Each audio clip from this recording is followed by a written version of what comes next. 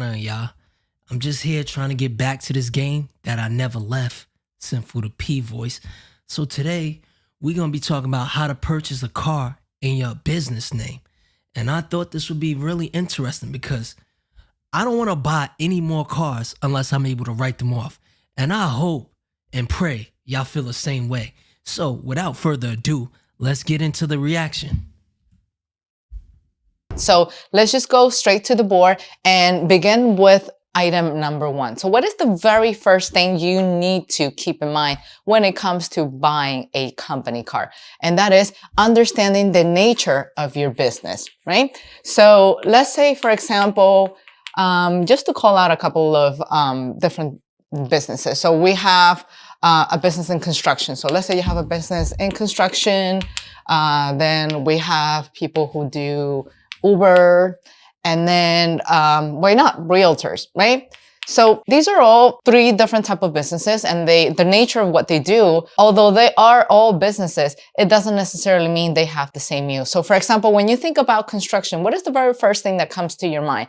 You're thinking about construction materials, bags of cement, wood beams, heavy items, big items that require space. So in order to carry all of those spacious items, so to speak, you will need a big car. So call it a van, call it a pickup truck. You wouldn't necessarily buy a Ferrari, for example, because, I mean, if I had one, it would be even painful for me to imagine putting wood beams in there and then damage the car seats, right? So not to say that you won't take care of your pickup truck or anything, but pickup trucks and vans are built for that nature. Same thing if you're driving an Uber, right? So if your business is all about Ubers, then you want to understand, okay, do I want to do a small vehicle so that I don't have to keep loading up a lot of passengers on it? Or do I want to be able to bring families together and then transport them from point A to point B? And then if that's the case, you will probably need an SUV or a larger vehicle, right? So understanding that nature. And that's what we're going to get into. We're going to get into talking about buying these SUVs at the 6,000 and up pound level, because those are the video. Yeah, she's going to go over how to write a vehicle off in your business name or how to get approved for one. But throughout this live, the next video, we're going to talk about the section 179 rule on how to write this off all by itself. Continuing. Of what you do and picking the right vehicle so that you can continue to build up your business thanks to that vehicle. It's what's going to matter in this case. Now, item number two for you to consider before buying a company car, it's understanding how much of a commercial use are you going to allocate to that car. So let's say you just call it use, right? So is it going to be 100% for your business, meaning commercial, or is it going to be mixed? So when it's mixed, you have a personal allocation to it, and you also have a business use to it.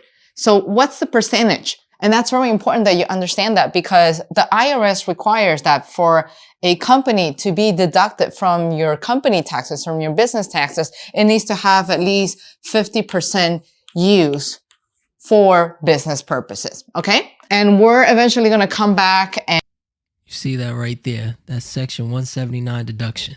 That's what we really want to focus on. And analyze this, because this is a very important point for you to keep in mind. You have to be able to demonstrate that you have been using that vehicle for at least 50% of the time for business purposes. And how do you prove that, right? So there are applications out there. The most popular is actually MileIQ. You can also use QuickBooks, or you can do it. I was just about to say that. Ain't no sponsor, but QuickBooks. I definitely use QuickBooks. The app allows you, when you drive, it allows you to declare your miles. And if you got location turned on in your app, whenever you drive, whenever you go back in the app, it'll ask you, was this business or personal? I mean, usually I leave it alone until tax time. I just recently did my taxes for the business and everything else. So I was able to go back and through, it's kind of tedious, but going through it and just clicking personal business through all of the drives that you have done in the past. If you have only one vehicle that you use as personal and business, or you can have, if you get a second bill, you get a second vehicle, then you'll be good to go. Old school by keeping a journal in your car, and then you're just writing point A, point B. It took me this long, this amount of mileage. And some other people use Excel, but using an application will be the fastest way to do that and the easiest way. Now, item number 3, understanding the weight of the car.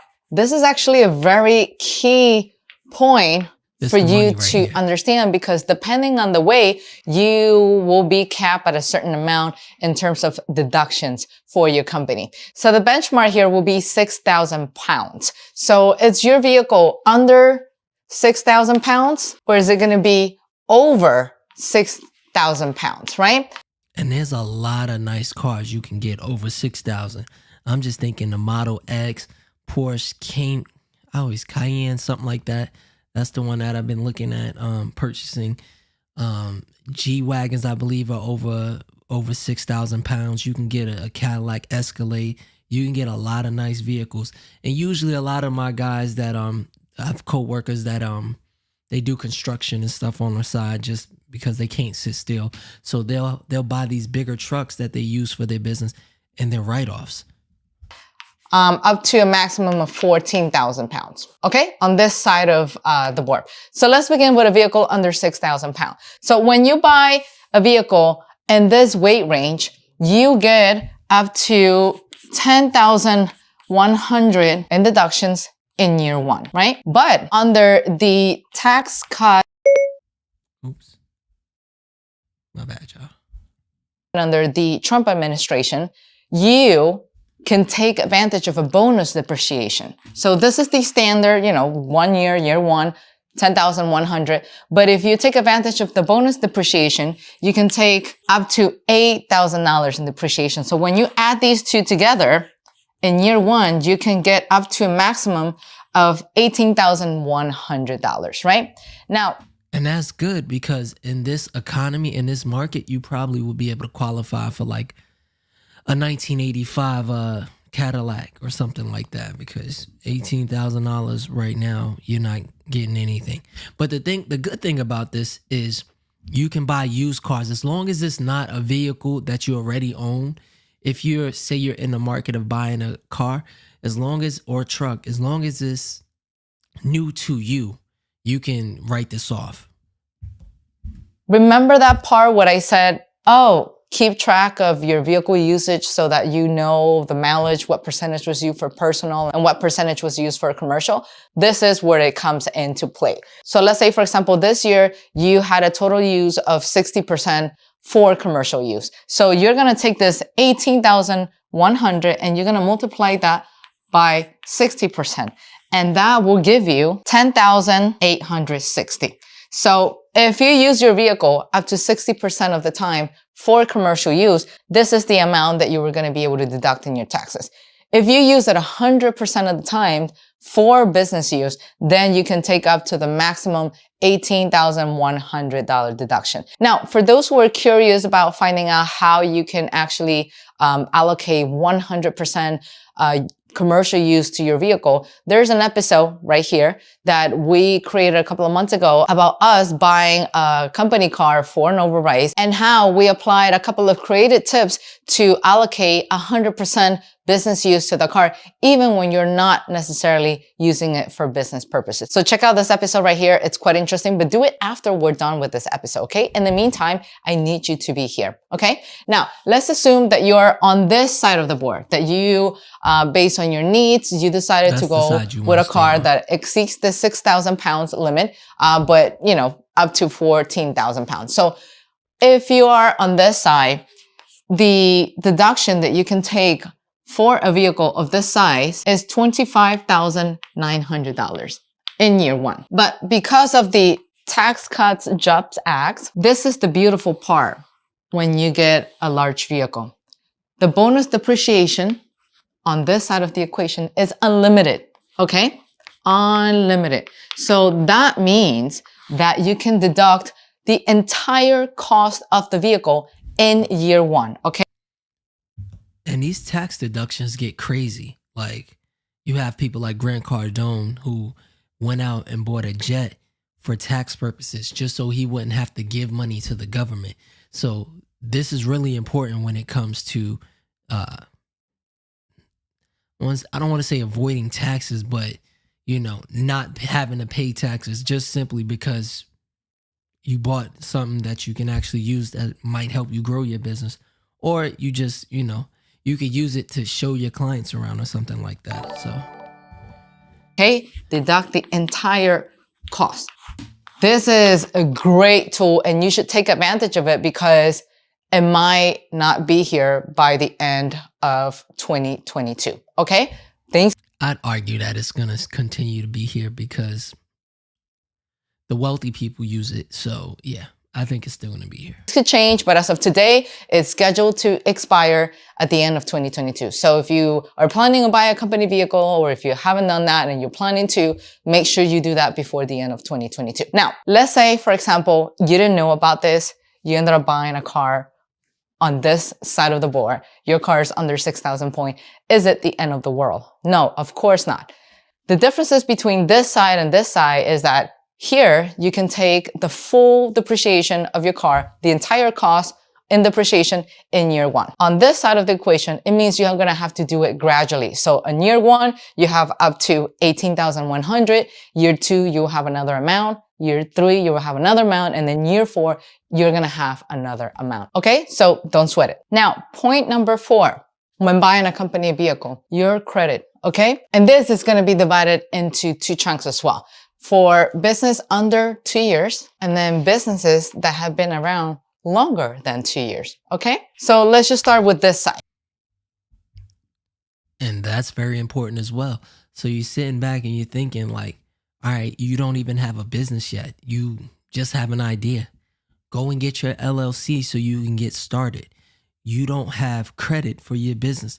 Go ahead and start building these Net 30 accounts and then getting your gas cards so you can build credit.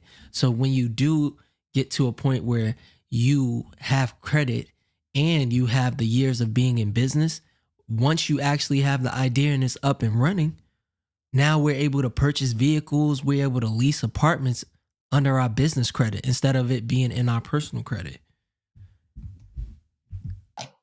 When your business, it's over 2 years, you typically have proven that, hey, you know what you're doing. At least that's what the lender's hoping, right? When your business is over 2 years old, you have proven that you can withstand the test of time, that you managed to stay afloat for 2 years and stuff. And generally, you would have probably built business credit at this point. If you haven't, make sure you create a profile under the DMB or the Dun & Bradstreet so you can build up your business credit for your company. Dun & Bradstreet is basically like Equifax or TransUnion, one of the credit unions. It basically just keeps a track of your business history, your business credit. If you already have one, that's excellent news. So make sure you pay attention to. And just because you have an LLC doesn't mean you have a DMB number. I actually had to go and apply for mine. So I had my LLC for a long time, but I didn't have a Dun & Brad's number until probably like, I want to say last year. Your Dun & Bradstreet profile, make sure your credit is strong and all of the stuff. And if you can, build the credit report. You can easily print that out on the DMB website so that you can actually, leverage your business credit and remove the debt from your personal profile, right? Now, if your business has been around less than 2 years, it's not the end of the world, but it's going to require, a little bit of creativity on your end. So what happens is when a company is under 2 years old, you are going to need to add as a guarantor of the company. Why? So think of it as a child, right? So when a child is little and he gets into trouble, what do they call their parents? Their parents are responsible for whatever bad behaviors that they're pulling up. If a child needs a little bit of discipline, they call the parents. If a child needs to be taught, manners, they call the parents. So it's the same thing here. The company, when it's less than 2 years old, it doesn't really have a history of business or anything. So by default, they're going to have to rely on you as the president of the company or the business owner of the company. You're going to have to act as a guarantor. And then that's when your personal credit comes into place. So before you even consider going to a car dealership, take a look at your credit first to see how strong it is. Does it need a little bit of improvement so that you can, qualify for the best rates possible when it comes to financing the car? What else do you need, right? Then once you kind of like get an idea where you stand and you know your credit is strong, now you need to get a hold of the copies of the credit report, right? So that could be Experian, that can be Equifax, whatever you name it, but you have to bring your credit reports to the dealership. Why? I've heard tons of stories about people walking into dealerships having no idea what a credit is or where their credit stand, yada, yada. And the dealership, sometimes they're not honest. Sometimes what they will tell you is, oh, well, I could qualify you for whatever rate possible. It doesn't matter if you have any credit or not. And all I need to do is to do one simple pull. Well, that one simple pull, it's a pull that will send out requests to 10 different lenders out there. So little did you know that on that one simple pull, you already got your credit pull 10 times. Okay. So I didn't know that. That's really reckless. That's really crazy. It's important that you know where you stand with your credit. And if you're gonna do something like that where you have to put your credit on the line, whenever I bought cars, I would always come with a car loan already that I already have. That way that when you get to the car dealership, they don't try to beat you on the head with the interest rate or extending your years to make it seem like, oh, they'll ask you stuff like, oh, what are you looking for? Well, how much do you want to spend monthly? Like, I want to spend as least as possible on this car. I don't care how far you try to extend it out. If that car is worth $10,000, that's what I want to pay $10,000. I don't want you to sell me a $10,000 car for $13,000 and tell me, oh, well, you're only going to pay $300 because you gave me a 6-year loan instead of me needing a 4 or 5 year loan. So that's how they beat you in the head with that stuff. And I may do a video on going into the car dealership in the future. Are going to go visit the dealership, take a look at your potential car. If you're interested, you say, hey, these are copies of my credit report. I would like to get the car financed under my company name. I will be acting as the guarantor. What rates do you think I can get? And if they have a business department, make sure you go straight to them. So that way you can just, cut to the chase and explain them what you're looking for, which is to finance a car under your company because you want to buy the car under your company name, right? And that's how you start, shopping around. Don't authorize a credit pull unless you are 100% sure that that's the car that you want to get and that's the dealership that you want to deal with. Because once you sign the paperwork, guess what? You're going to marry to them for the next 5 years or so. Why? Because that's how long a car loan usually lasts. So make sure that you know for a fact that, hey, this is the car and this is the dealership I want to deal with. And then you go ahead and you authorize one pull, one lender, not multiple lenders. Okay. Now, one thing I need. And once again, like, I was in the military. So I want to say, what up, Nick? I want to say that I used Navy Federal. Like, if credit unions usually give the best interest rate on car loans. So if you were in the military or you were a teacher or you're a police officer or you have family members that can put you on, because I've put some of my dad and mom on to Navy Federal. My wife's got it as well because obviously they were associated with me. But like I said before, if you're buying a car, used car, new car, come there pre-approved because you won't get hit on the back end with all of these fees that they try to get you with. You negotiate with them first on the price. And when they come out, because when people look at me, they just assume I need finances. Which is true because I did get a loan from Navy Federal, but I'm saying, like, they'll assume that they're gonna, like, say if they give you the lowest price they can get, they'll try to hit you on the back end with the financing. But if you already got the financing taken care of, you should be good to go. Need to clarify, regardless of whether you're getting a credit under your personal name as a guarantor of the company because it's been around less than 2 years, or whether you are going to get it strictly under your company's credit history, you by default will still have your credit pulled because that's just the way things work, right? This is still your company, but you're still responsible for it. And same thing over here. The key difference is that if your business is under 2 years, the debt of that car loan is going to go under your personal, under your FICO credit history. But if your business has been around for over 2 years and it has established business history, then that loan, that debt that you're taking out for the car is going to be completely under the company's profile and it will not appear on your FICO. Now that you know this, let's just move on to the last part, and that is, what is it that you need to bring to the car dealership at the moment of purchase? But before I do that, if you're enjoying this episode, make sure you hit the like button right here so you can help this episode rank and help others like you who are looking for information on this kind. And do that while I'm cleaning up the like. Appreciate it.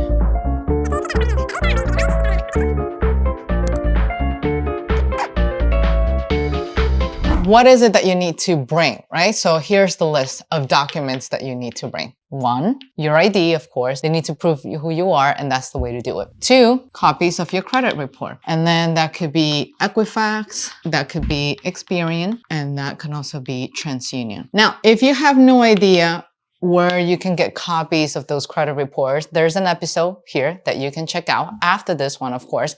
In that episode, I actually talked about the 8 steps that you can follow to purchase your first home.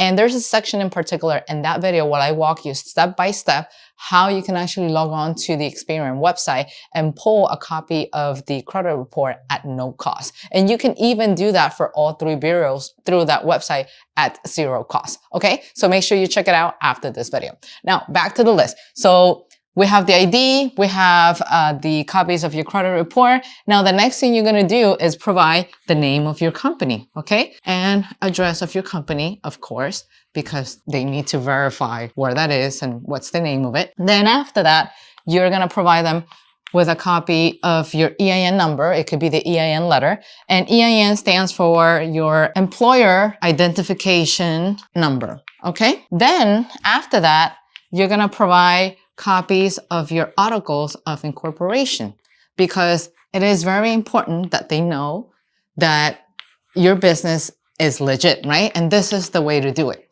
There have been instances where people have had businesses, running for a long time, but they never legally registered them. So this is the way to do it, to show the state, whatever state you're doing business in, that this is a legit business, that you already have it registered. So you need to bring this paperwork. Otherwise, they won't finance you without it. So these documents right here that you see, the ID, the copies of the credit report, name and address, EIN, and the articles of incorporation is a must. Now, depending on the dealership, there's a chance that they might ask you for more documents. And those could be the profit and loss statement. They could ask you for the balance sheet. And they can even ask you for bank statements, but not your personal bank statements, but your business bank statements, because they need to see the amount of money that's coming in, the amount of money that's coming out in expenses, just to make sure that you do have liquidity in order to cover the monthly payments of the car. This is what you need pre-receiving the car, meaning before receiving the car. I think that's really interesting, because I'm pretty sure when it comes to taking a car loan out in your personal name, they've never asked for any of that. Well, the thing might be because I've paid cash for 2 cars and I've used a loan for, I think I've had 3 more cars. So maybe that's why, because I've come pre-approved and I don't bring my stuff to the dealership. So that is kind of interesting. This is what you're going to provide them in order to get qualified for a loan and to get your car ordered and, have it delivered to you. Now, let's say a couple of weeks go by and you're getting ready to pick up the car, right? Your dealership calls you and tells you, hey, we're good to go. You can come and pick up the car. Before you do that, you have to provide them evidence, right? And without them, you will not be able to pick up your car. And so at that point in time, what you need to do is to provide them the insurance. The insurance has to be under the company name. Now, I know sometimes business owners, in an attempt to save money, they end up buying the insurance under personal name to insure that company vehicle. You can't do that in this case, because if you're buying under the company name, you have to put everything under the company name. It's like when you invest in real estate, right? You want to keep everything separate, everything under your LLC, and then keep your personal separate, because that way you don't want to commingle everything. You can prove that you are treating your business as it is a business professionally. And that way you keep the liability off of each other, because the last thing you want is to get into a car accident and then have that company car be a liability, not only to your business, but also to your personal assets, and vice versa. So it's very important that these two are under your company name. While I still have you here, make sure you check. All right, good talk. That was interesting. Let's see. The next one I have for us.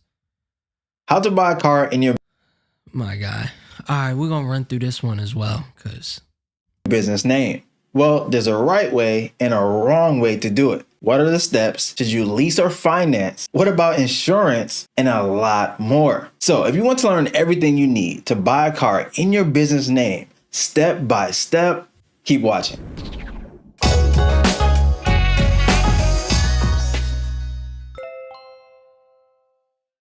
Hey everyone, Karan here from Life Accounting, where we help you save on taxes and increase your wealth. Okay, let's quickly talk about the benefits of putting a car in the name of your business. When you place a car in your business's name, it becomes a business asset, which allows you to write off the expenses of that asset. And there are two ways you can write off car expenses. The first is with the actual expense method. With the actual expense method, you can literally write off all of your car expenses. You can write off any repairs, oil changes, and trips to Jiffy Lube.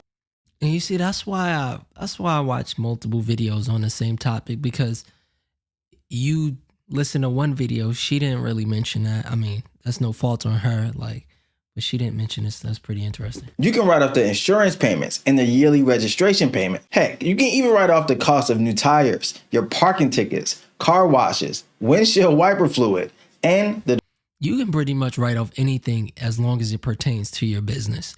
Like literally camera equipment, all of this stuff that you purchase, as long as it's going towards your business, it's all, you can write it all off. depreciation of the vehicle. Now, with the standard mileage method, you can write off all of the mileage of your vehicle. You see, both methods are a benefit of being able to buy a car in your business's name, and you should choose the method that will provide you with the highest deduction. But this video isn't about car deductions. It's about buying a car in your business's name. So let's walk through the actual steps of placing a car in the name of your business, and it's actually easier than you think. So the first step to buy a car in your business name is to build your business credit. A business with established business credit will be able to buy the car in the name of the business without a personal guarantee. A business that does not have established business credit will still be able to put the car in the name of the business, but will have to sign a personal guarantee and will be held personally liable if they default on the payments. So how do you build your business credit? Well, I made an entire video on building business credit that you should check out, but here's the short version. Step number one is to incorporate your business. Those who operate as a sole proprietorship or a general partnership have no separation between them as a person and their business, as the business is the owner. A sole proprietorship or general partnership can't have a separate business credit history from their personal credit history. Now, step number two is to get an EIN. An EIN is like a 9-digit social security number for the business. And you will need an EIN to obtain business credit, and some businesses also require an EIN from their vendors in order to pay them for services. If you land on a site that tries to charge you, or someone tries to charge you to set up an EIN, I want you to laugh in their face. You can literally get an EIN number for absolutely free by visiting the IRS's website. Okay, now that you have an EIN, you can do step number three, which is to get a business phone number and open a business bank account in the name of the business. So once you have one, be sure that all business transactions flow through your business bank account. All right, step number four is to register with Dun & Bradstreet to get a DUNS number. Dun & Bradstreet is the top business credit bureau that most lenders will check for, and you can get a DUNS number for free by visiting their website. Now, step number five is establish trade lines with vendors and suppliers who report. Now, trade lines are nothing more than lines of credit, and there are vendors and suppliers who will allow you to buy products today, pay for it later, and report on your business credit. You'll want to establish at least 3 trade lines that report on your business credit, And here are 3 very popular ones that you can start with as soon as possible. The first is Shirtsy, which is an online store to buy I made a review on them. I might link that to the end. Customized apparel for your business. Then there's Uline. It's one of the top sites for packaging materials and supplies. Lastly, we have Quill, which provides cleaning and office supplies. Quill is probably the best one. It's like Staples. There's a lot of things you can get from there. I was buying like hand sanitizer, dish soap, all types of stuff from there. For your space. Once you have your trade lines, of course you're going to pay them on time, and over time, your business credit will grow. Now, once again, if you have not seen the complete video on building business credit, go ahead and watch it as soon as possible. Now, here's something important I want you to know about the process of putting a car in your business name. Most people will not have enough business credit or a big enough business to bypass a personal guarantee. Now, if that is you, it's okay. No, trust me, it's completely okay. No, Here's what you do. Ask that they do not report to your personal credit unless you default. You may be surprised how fast they accept the request, especially if it's the second, third, or fourth car you are placing in your business's name. Okay, the second step to buy a car in your business's name is to decide if you want to finance or lease the vehicle. There are some things to consider with each option though. Both buying and leasing offer nearly the same tax advantages, but one of the biggest differences has to do with depreciation. When you finance or own a vehicle, you are able to deduct the depreciation over the life of the vehicle, which can add up to some huge tax savings, something that leasing a vehicle doesn't offer. But the downside to depreciation is that when you go to dispose of that vehicle, it's possible to trigger a capital gain. So be sure to check with your accountant on how to. So what does that mean? That basically means if I bought that Tesla Model X for $70,000 and I wrote the whole thing off, I would write off $70,000. So if I made $1 million last year, then I would only owe taxes. If I made $1 million in profit, I'd only owe taxes on $930,000. But say I took that same Tesla that I bought and 2 or 3 years later I sold it for $50,000. Now, technically, I only should have been allowed to write off $20,000.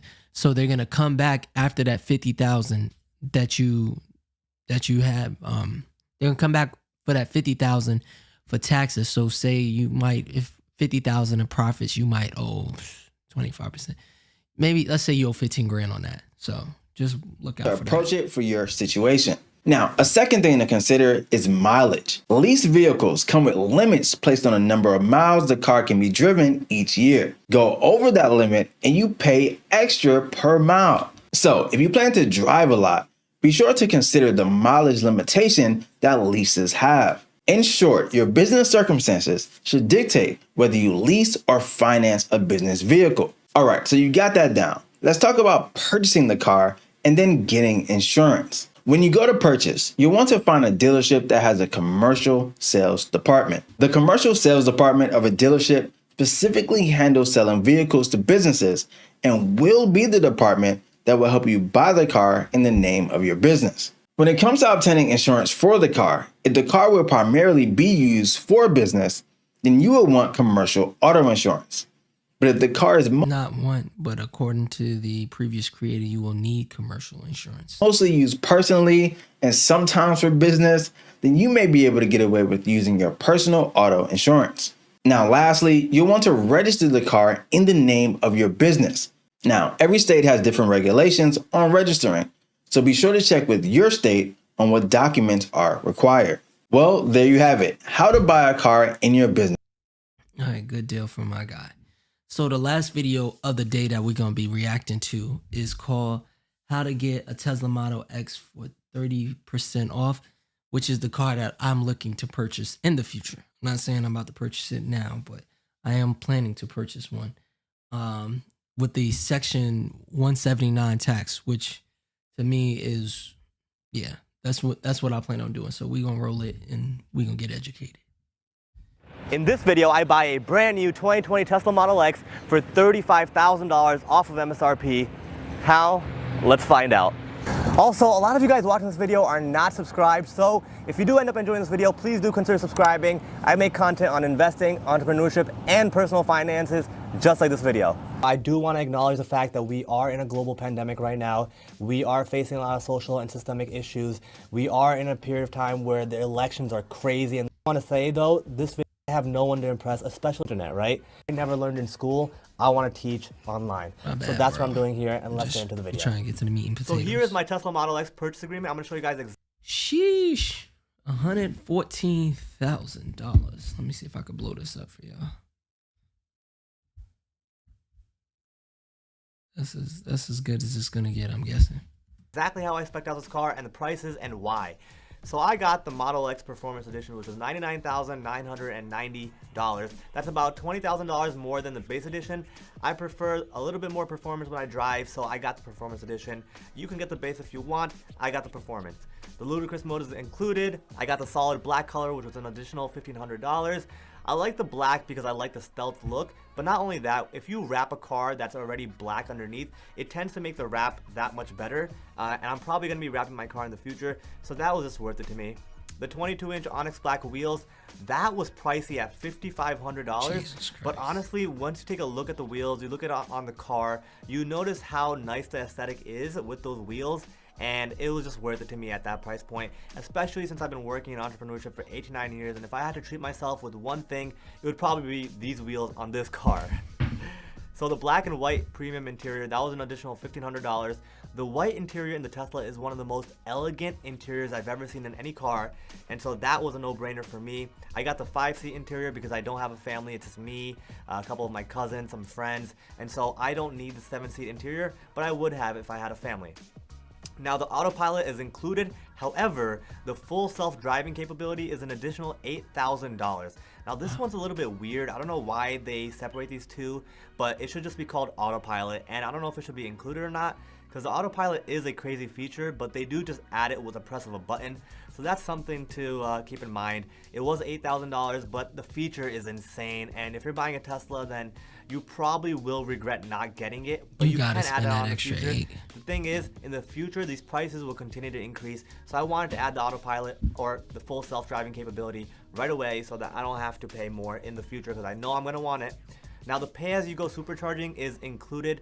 That one's weird. Why would you call it, Elon, if you're watching this, which you're probably not, why would you call it pay-as-you-go supercharging included? That doesn't make any sense. Why not just call it supercharging not included? Like, that's just weird. So the subtotal was $116,490, with the documentation fee being at $1,200, the order fee at $100. Now you're probably wondering what this price adjustment is for $3,780.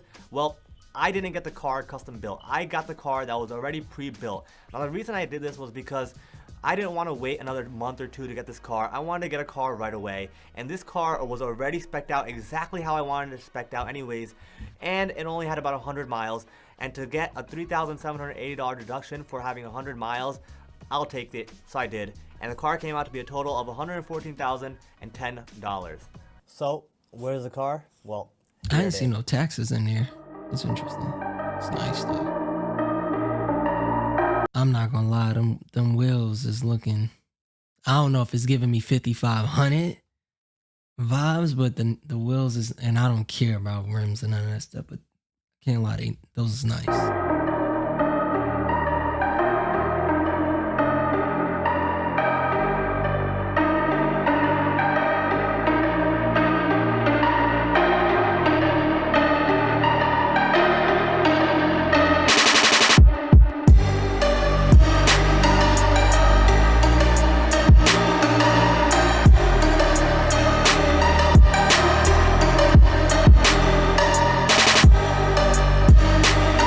What y'all doing?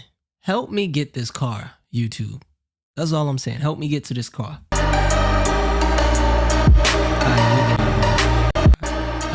However, we get into the game. So earlier I showed you guys a purchase agreement to the car. It was $114,010. However, that's not how much I paid. I ended up financing this car. I financed $75,000 of this car. The down payment was $39,415.85, which turns out to be about 34% down, including taxes and registration. Now, guys, I would have preferred to get full financing 100%, But since I have no loan history, I've leased my last 2 cars, I've leased a warehouse, but I've never taken an actual loan. Well, I feel like with my credit and everything, I feel like I could get this car. Credit and salary, I could probably get this car. Now I'd be stupid, but I could get this car. But I need your help. So technically, I can't get this car. actually, I did take a loan one time from PayPal, but that doesn't run aggressive credit, so that doesn't even count. So I had to finance the car, and I didn't get full financing. I got about 30%, and so that's what I took. Now, the reason why I did financing was because it just makes sense. And when I break down these numbers for you, you're gonna understand why it makes sense as well.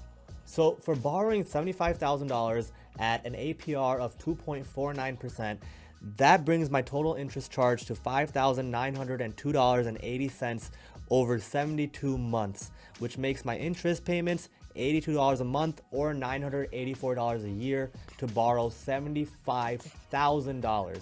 Now, I don't know about you guys, but for me, I run an e-commerce resale business which yields about 25-30% profits. I invest in the stock market, and even if you invest directly into index funds, you should be able to get a return of about 7 to 8% more on top. So even Mr. One, but at their level, it makes sense. When you have hundreds of millions of dollars, it's a hassle to leverage small benefits. But for regular people like you and I, you've got to leverage some of these benefits that America provides, because if you don't, and they're at such a different place on us, that my total cost for this car, I'm going to break it down right now, was $39,415.85 for the down payment, which brings my monthly loan payment to $1,123.65 a month. That makes my annual loan payment $13,483.80. So my total first year cost is $52,799.65. So here's the juicy part. How I got the car for $80,000, you probably are still wondering, and that's because of tax write-offs. I'll be using this car mainly for business purposes, especially in 2020. It's gonna be for my e-commerce resale business, whether I go to meet up with suppliers, drop off orders, pick up supplies, or maybe I'm making content on YouTube for you guys like this video, right? So here's the tax write-offs that I leveraged. Section 179 tax deduction allows you to write off $25,000 of a vehicle that you purchase for your business. Now here's the cool thing. Section 168 bonus depreciation allows you to write off the remainder of the cost of the vehicle in the first year. Now normally you'd have to do that over 5 years. You'd have to break down the cost over 5 years. But since Trump came into office, he created this tax code that allows you to write it off all in the first year. Hey, we might need to bring him back when I when I start getting rich, because yeah, I need some of these benefits too. That deduction is $89,010. Now I could also write off the interest deduction, which is $984 a year. Now my total deduction was about $114,994 multiplied by my effective tax rate, which is about 35% in New Jersey, which brings my total tax savings to $39,960.90.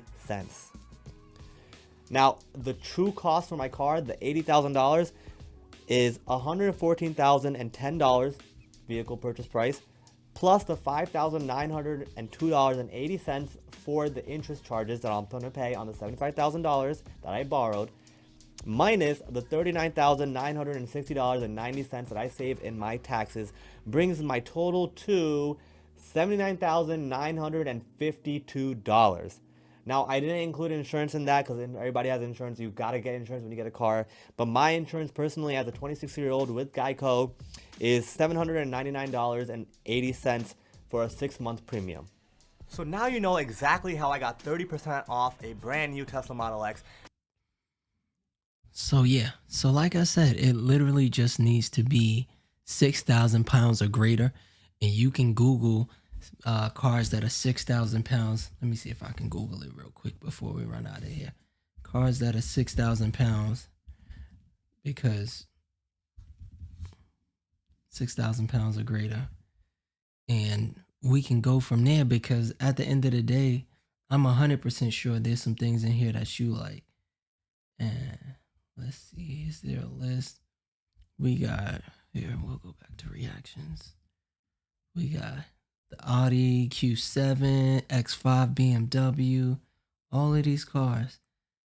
Buick, if you like Buicks, Cadillac, Escalades, Silverados, Chryslers, Dodge Durangos. It's a whole bunch of things. I'm pretty sure some of you guys are driving these cars that are over 6,000 pounds, and you could write it off on your taxes if you had a business.